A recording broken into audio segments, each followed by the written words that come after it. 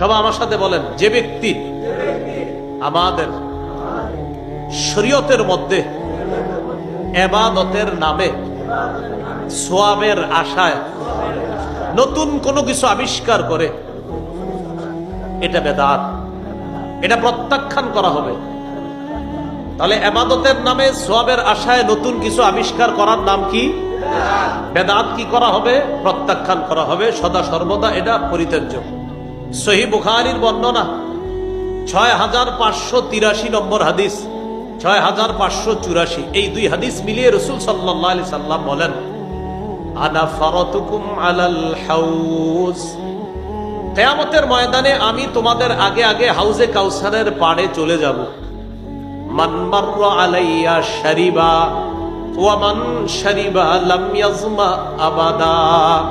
নবীজি সাল্লাল্লাহু আলাইহি সাল্লাম বলেন, যে ব্যক্তি আমার সামনে দিয়ে অতিক্রম করবে সে কাউসারের পানি পান করবে, আর যে পানি পান করবে সে আর কখনো পিপাসার্ত হবে না। লা ইয়ারিদান্না আলাইয়া আকওয়াম ইয়ারিফুনি ওয়া আ'রিফুহুম ওয়া ফি রিওয়ায়াতিন আ'রিফুহুম ওয়া ইয়ারিফুনানি। নবী বলেন, আমার সামনে একদল মানুষ আসবে, তাদেরকে আমি চিনবো, তারাও আমাকে চিনবে। নিয়ম অনুযায়ী আমি তাদেরকে পানি পান করাবো। হঠাৎ আমি তাকায় দেখবো, ইউহালু বাইনি ওয়া বাইনাহুম, আমার মাঝে আর তাদের মাঝে প্রতিবন্ধকতা সৃষ্টি করা হয়। আকুলু ইয়া রাব্বি ইন্নাহুম মিন্নি, আমি বলবো, আল্লাহ তারা তো আমার উম্মত। আল্লাহর পক্ষ থেকে বলা হবে, ইন্নাকা লা তাদরি মা আহদাসু বা'দাক, হাবিব আপনি জানেন না, আপনি দুনিয়া থেকে চলে আসার পর এরা ইসলামের মধ্যে নতুন নতুন কত কিছু আবিষ্কার করছে, এটা আপনি জানেন না।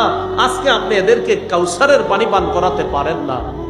যেই নবী একটু আগে কাউসার পান করাইতে চায়, সেই নবী বলবেন, সুহকান সুহকান লিমান গায়্যারা বাদি, আমার পরে যারা ইসলামকে শরীয়তের পরিবর্তন করে ফেলেছে, আমার সামনে থেকে দূর হও, দূর হও, আমি তোমাদের চেহারাও দেখতে চাই।